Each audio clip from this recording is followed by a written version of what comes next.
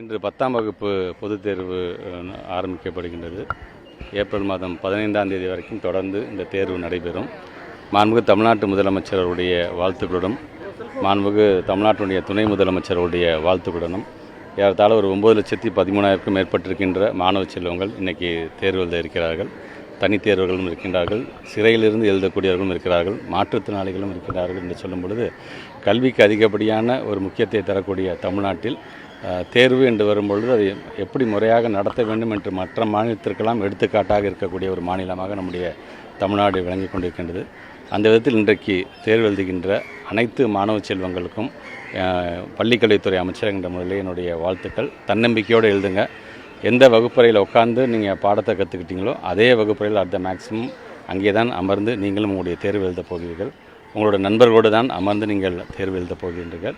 அதை நம்முடைய தமிழ்நாட்டு முதலமைச்சர் சொல்வது போல் இது இன்னொரு தேர்வு, அவ்வளோதான், இது இன்னொரு கிளாஸ் டெஸ்ட் அப்படிங்கிற மனப்பான்மையோடு தான் நீங்கள் இருக்க வேண்டுமே தவிர பொதுத் தேர்வு என்கின்ற ஒரு தனியாக ஒரு பயமோ ஒரு பதட்டமோ உங்களை தொற்றிக்கொள்ளக்கூடாது.